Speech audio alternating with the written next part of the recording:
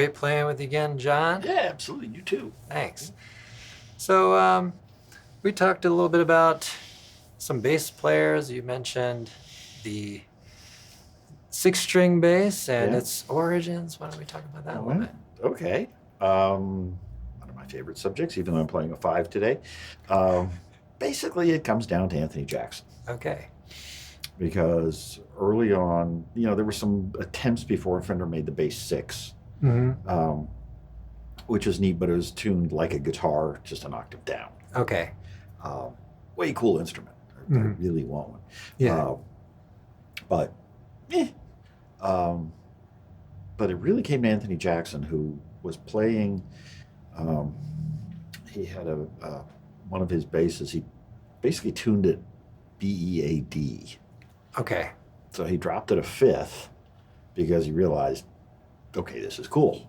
Yeah. And I need this range down here. So he had a regular range and then he had the lower range. Yeah. And he was, his thing has always been, it should have been 6 all along.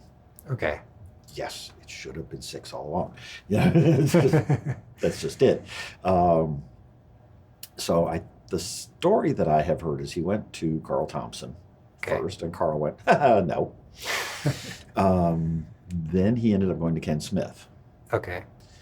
And so they started working on them. There were a couple iterations. So they made prototypes. Yeah. Designed. I've actually done repairs on what is, he calls it a contrabass guitar, which I think is a great, perfect name for it. Right. I've actually worked on number 2. Wow, that's cool. Yeah, it's prototype number 2. The neck is massive. It is really thick. It's really heavy. I can understand why they moved forward because that thing is almost unplayable. It's so big. Wow. But it sounds really, really cool. But at the time, so at this time, other makers are starting to pay a little bit of attention to it. And this is when Vinny Federa was making the stuff for Ken Smith.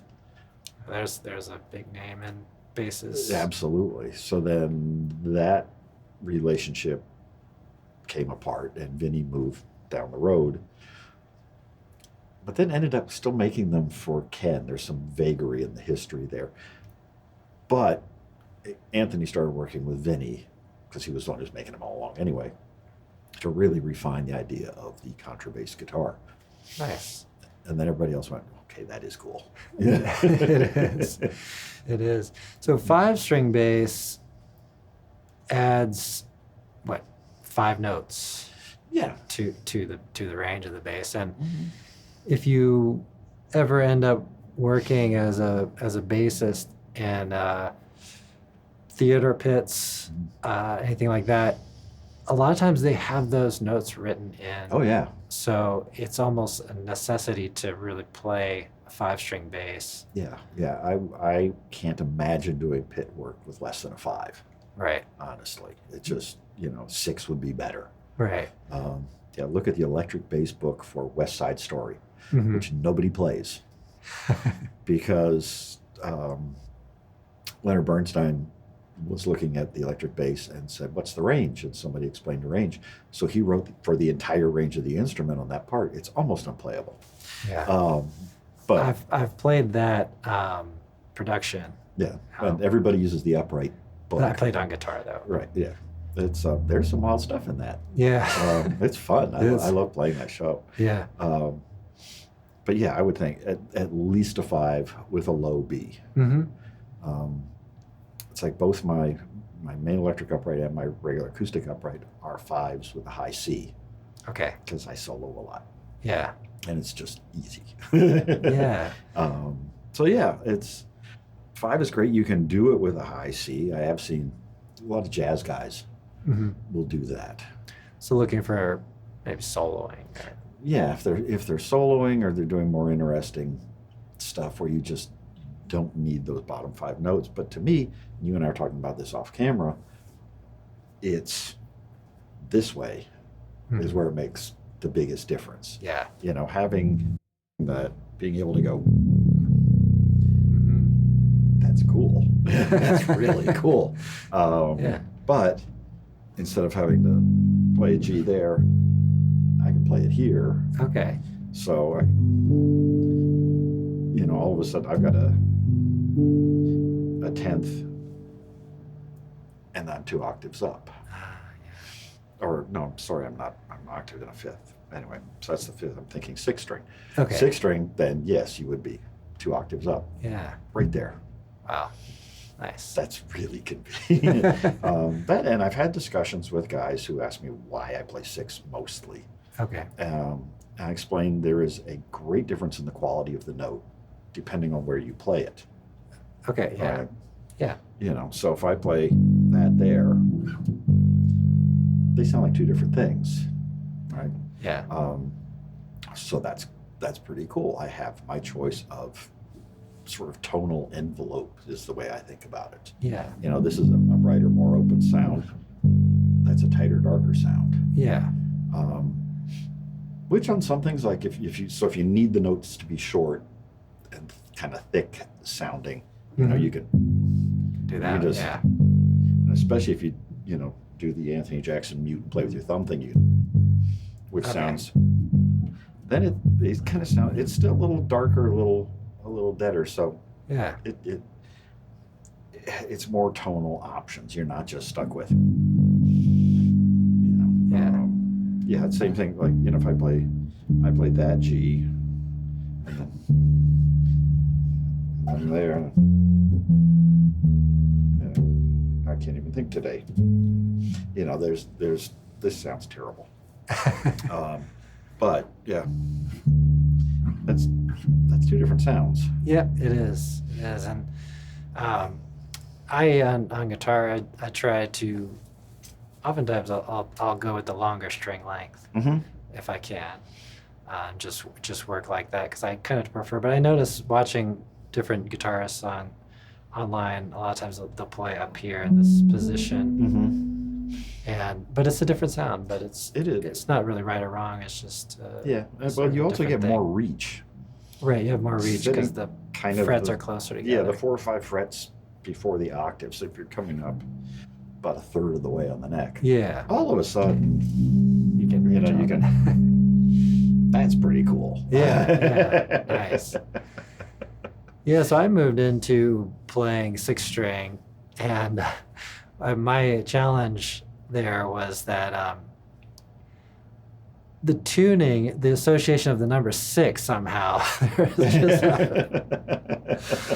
I couldn't break away from guitar tuning. No, you just stuck with that. That's right, because you tune your 6. Yeah, so I tuned the 6. I kind of just gave up because I would practice all the 4ths, which I love that, and it makes so much sense. But then when I would go over to the guitar, then I'm missing everything by a fret when I get to the 2nd string.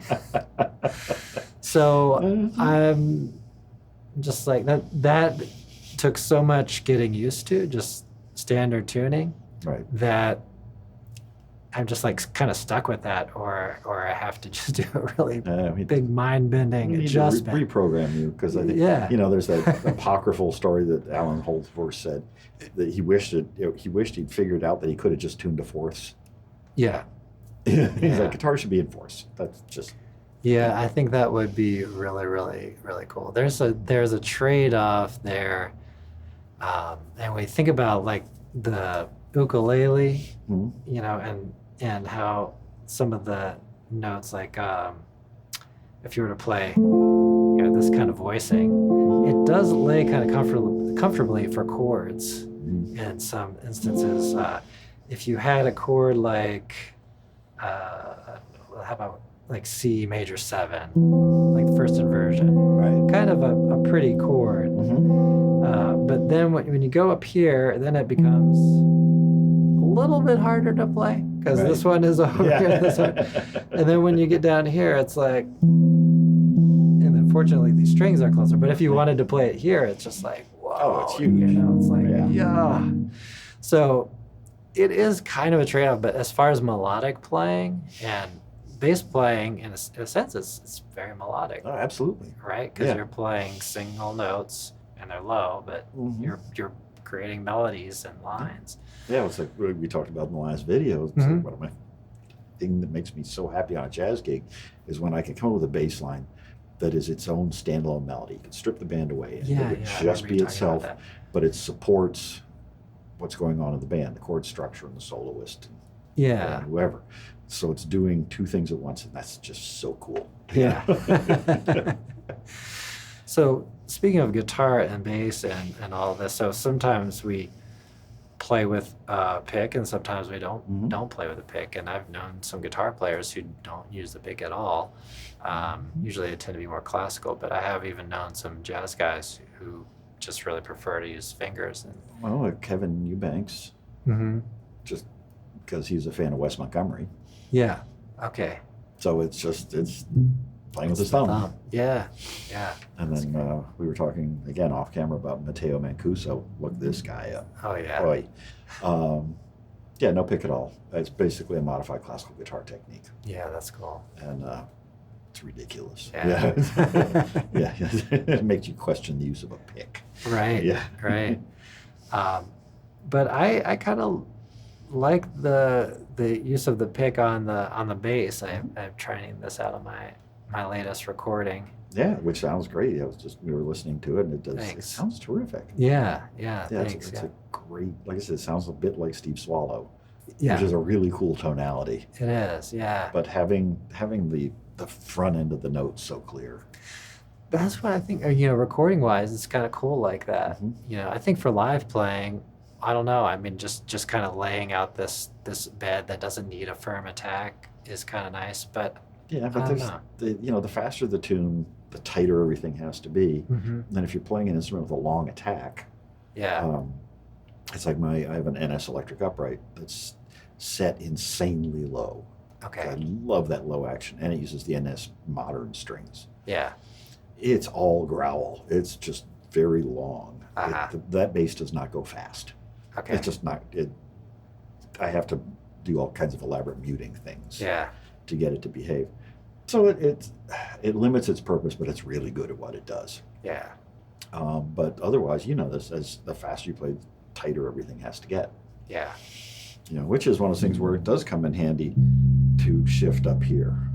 Okay. Because if you're playing at Yeah. It's a little just closer deader. in, yeah. it's a little tighter.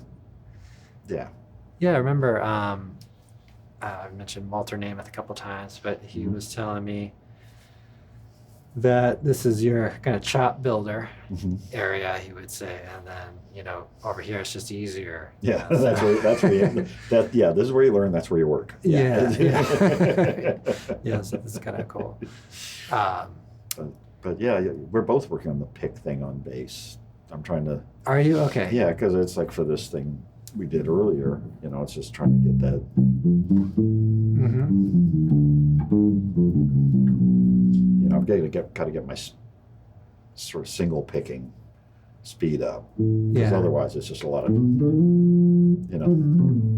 hammer-ons and pull-offs. Yeah. Yeah. Okay, that's fun. But yeah, I need to just sit and go through the combinations. So do you work on alternate picking at all, or is it That's mainly? really what I'm working on. Okay, yeah. Yeah, because just going, Mhm. okay, yes, you can do that, but it cuts your speed in half. Yeah. Yeah. Yeah, so that's where I'm really want to being able to do that sort of thing. So I've been working on going like thirds and then minor thirds and Nice. kind of thing. But really working on that. Yeah. Yeah, I think that is so very fruitful to work on alternate picking, and musically, I think when you have the down and it's a heavy beat, Mhm. that sound works nicely. Yeah. With that, and then having the upstroke being maybe somewhat lighter. I mean, of course, with technique, we could work on getting that all sound very even. I mean, that's a goal too. That's you listen to Anthony Jackson play with a pick, Yeah. it is dead even. Yeah. You can't tell, a lot of times, you can't tell what he's using. Mm. Is he using his fingers? Is he doing the muted thing with the thumb? Or is he using a pick? It's so consistent. He's just got that technique so Yeah, down. it's just so solid. Yeah. It's amazing. Nice. Because you'll be listening and go, oh, that's a really nice fingered style. And you look and, no, that's a pick. It's Right. actually playing. Yeah, it's pretty amazing. Yeah. So yeah, I really want to do that. And if you look at like Carol Kay, the great Carol Kay, played absolutely everything with a pick. Mm-hmm. Everything. Yeah. She came from guitar and ended up playing bass. It works. It does, and it was a weird experience. So I went to record the bass lines on this tune that's hopefully come out very soon, the Red One by Pat Metheny, and I was playing, finger picking, and just looked over, saw a pick laying there, and pick it up, and then it was like kind of the aha moment. It's like, Yeah. wow, that's the sound. That's what I want for this. Really good. Now the question is, which part of the pick were you using? So Using the pointy bit or the shoulder? I actually used the pointy bit. When I've experimented with that before, I used more of the softer slope, Yeah. which I liked, and that was my initial thing. I thought that would be kind of the way to go. Yeah, but 'cause it but is for this, I used the pointy end. I don't know It why. is I did kind of that. it's slightly more indistinct attack, Mhm. isn't it? Don't you Yeah, think? This- yeah, it is. Instead of, Rounder. yeah, I mean, there's that, which definitely has that click attack to it, or Yeah, which is, yeah, because you're just coming at it with so much more meat here. yeah. Um, and I'm still trying to find good picks. I have a friend who loves nylon picks. Okay, so pick that I use is the this is, what is it called, Blue Chip Mhm. pick, and they're really ridiculously expensive. But of course, That's not one of the ceramic ones, is it? no, it's some material. I think the story that I remember hearing or reading is that there was a guy or a company who came up with a very strong material, Mhm. and then was like, wow, this is a really strong material. What do we do with it? And they started making picks as just like a side thing, and it caught on a little bit. So I first heard about it through some friends who are into bluegrass playing and acoustic music, and they were saying, oh, so they had them, and they were saying, oh, we should get Jim a pick for his birthday, because they're like pretty expensive. They're like $35. And then they were telling me this, and they said, well, but we didn't know what kind of shape, because they have all these different shapes. And so anyway, my wife got one for me, and then I became very concerned about losing it. Right. So I got a little pouch, Yeah. and I actually trained myself for 3 months Mhm. to not lose this pick. Like, Yeah. I just trained my hand to, like, it goes on this little pick pouch, Yeah. which is right over there, Okay. and that's just where it goes. Yeah. Like, I deliberately trained myself to just habituate to that, Yeah. and then I did. I'd be like, I wonder where my pick is, and that's where it is, because your mind does things. Yeah. It's don't on a know. gig. At the end of the gig, you just want to get out. Yeah. Yeah. I wonder if it's like Delrin or something. I have to look that up because I know. You want to try it? Yeah, what's that feel like? Wow. But yeah, they have all sorts of different There's- shapes, and I there's, think Julian Lodge is endorsing them.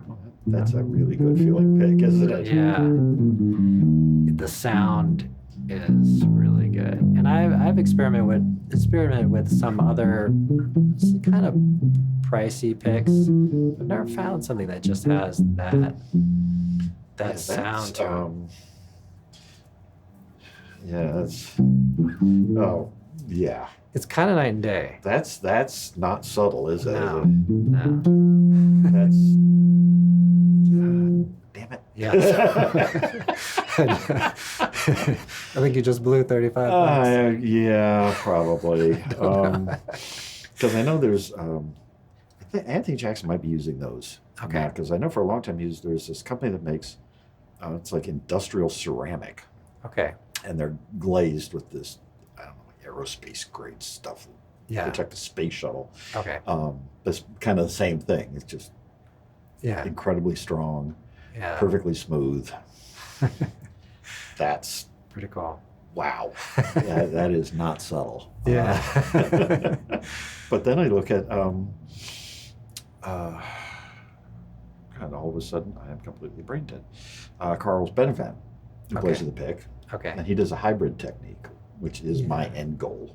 Okay. Is Nice. really to be able to Yeah. Nice. do that because it's lets you get the very Spanish thing going. Yeah. Great. But he plays with one of those giant triangular picks Okay. because he can almost, they're almost the size of like an oud pick, which is that very strange shape. Yeah. But, he really gets his hand Really on there. on Yeah. it, so he's got this huge amount of contact on a little tiny bit coming down, which you can't see on the screen. Yeah. But so you watch him play, and he's just flying because there's Nice. no flex. Yeah. But then he can, he's doing these rolls where he's Oh kind yeah. of, Yeah. Nice. I am so sad that I really need to work. But okay, that's annoying. Pretty That cool. is so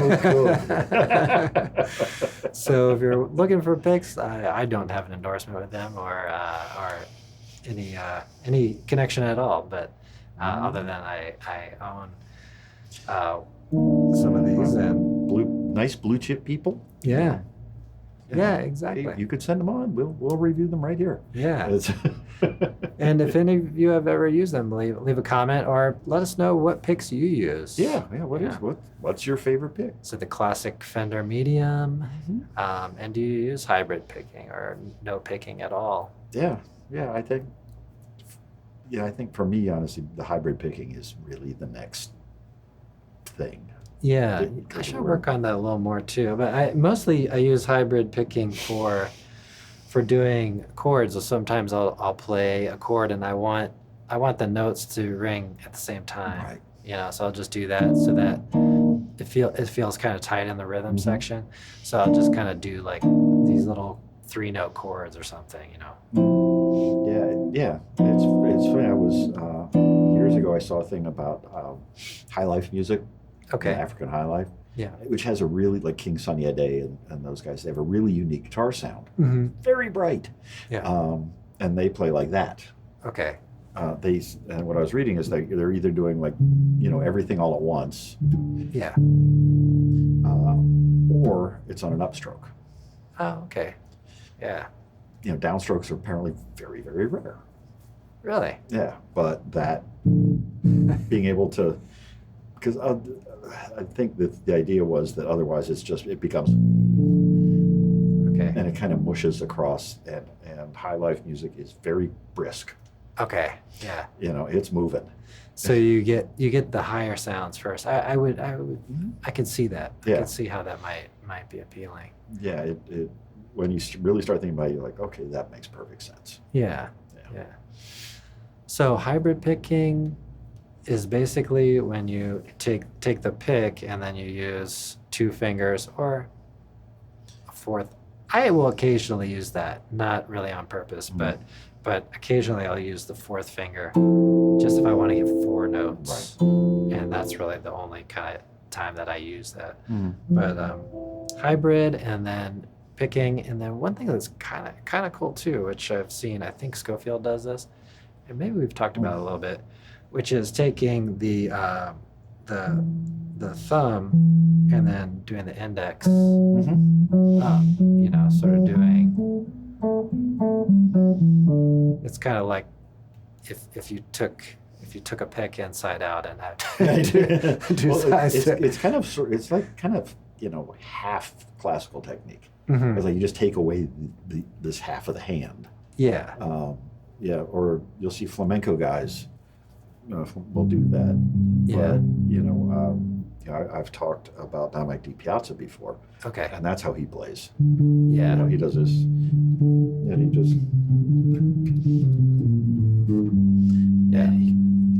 so insanely fast. You really Nice. wonder how his brain goes that quickly. Yeah.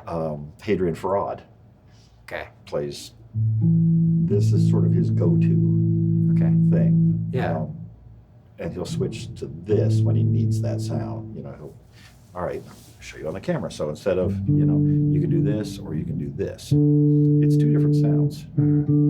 Yeah. I can play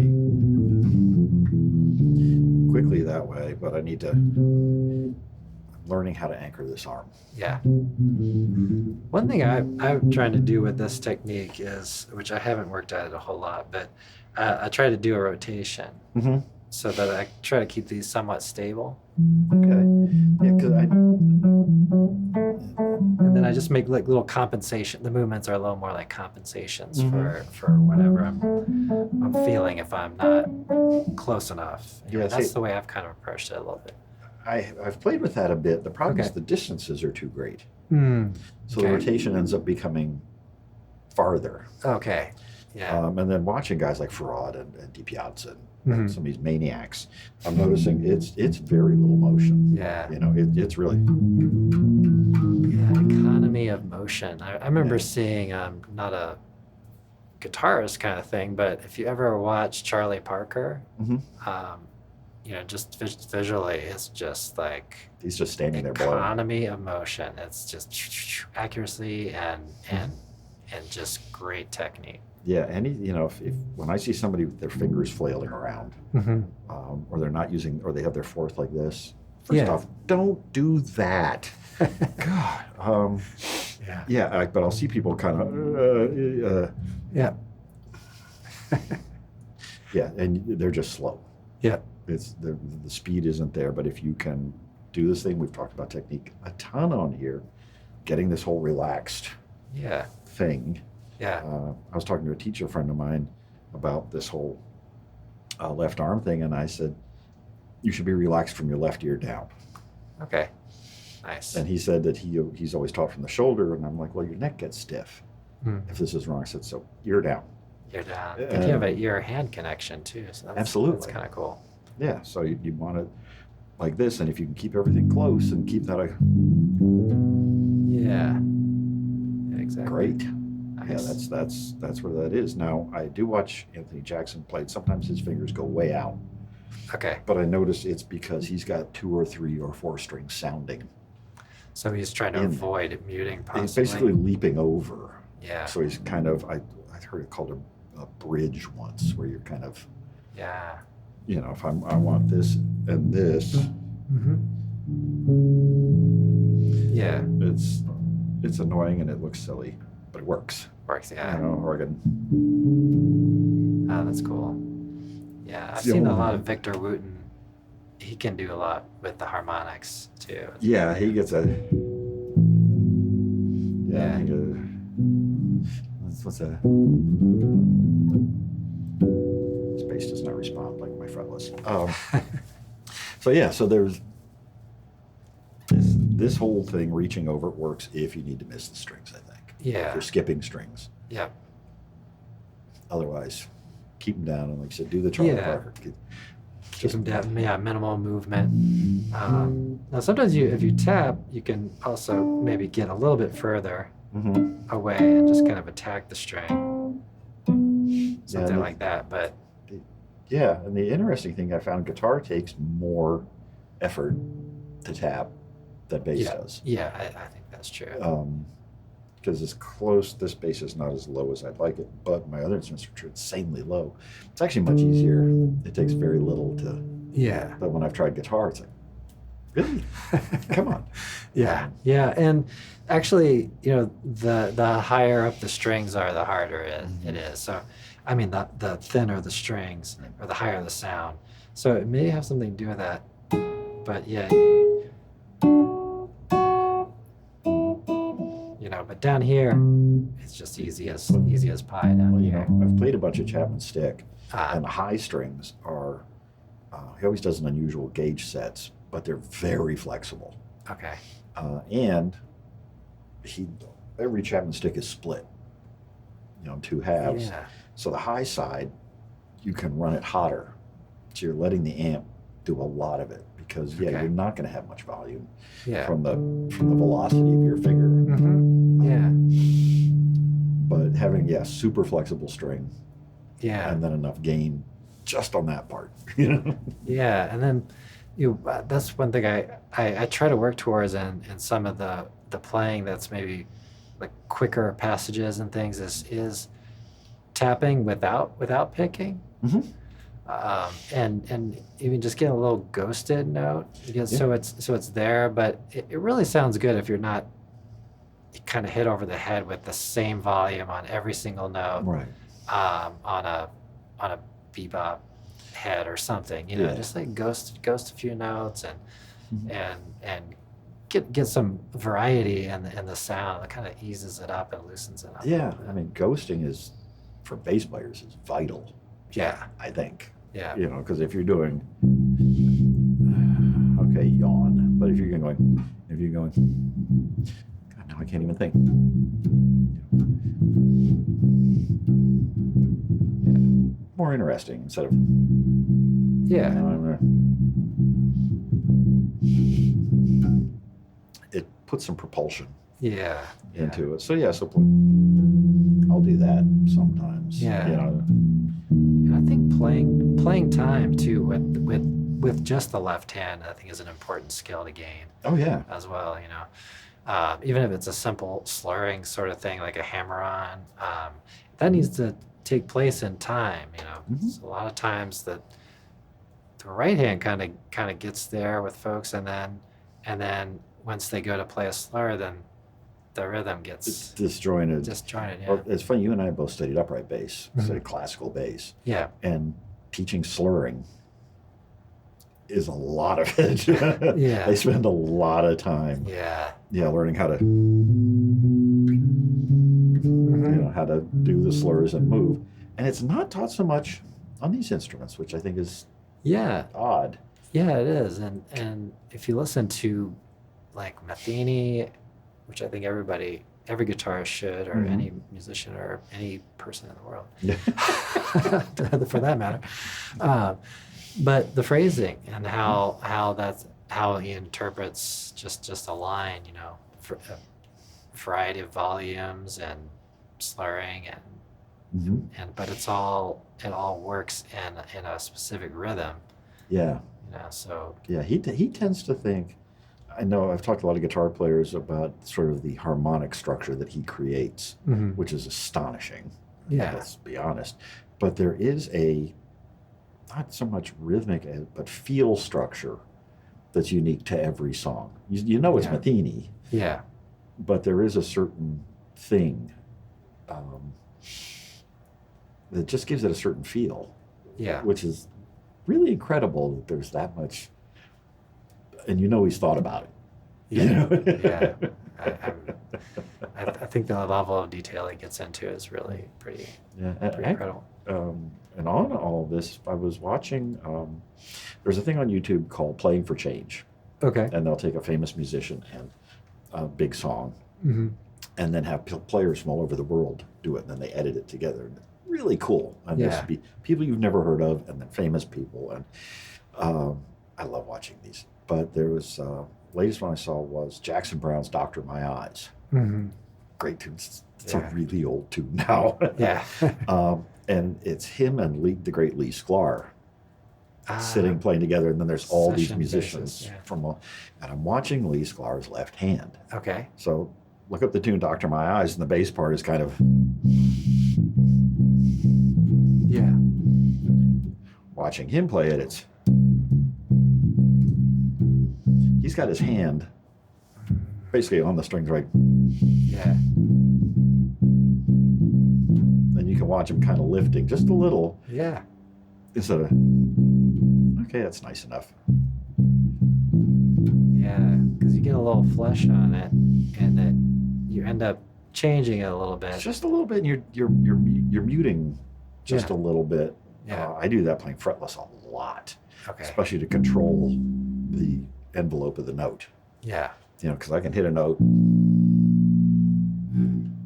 and really control how quick. Yeah. And my fretlesses tend to be they sustain forever. Right. 2-3 minute long sustain. It's kind of nuts. Sometimes you can get a bit of swell too. Exactly. You can hit a note,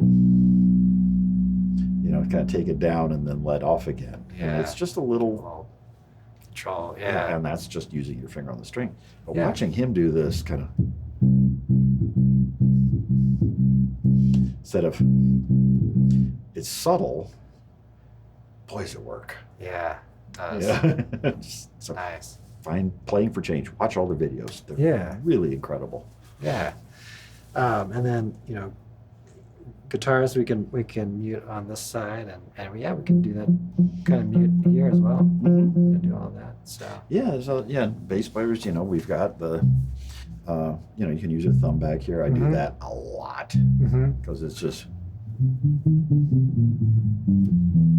yeah. cool. Works great with a pick. You can, Yeah.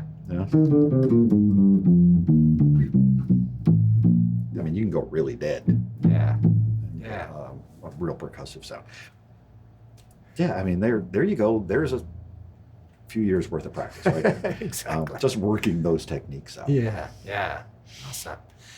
And let us know what you're working on and what questions you might have about some of these things.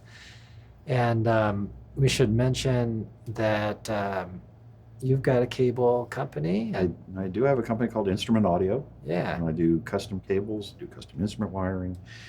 I'm working on a new preamp. Yeah. It's just really cool. The prototype sounds amazing. Great.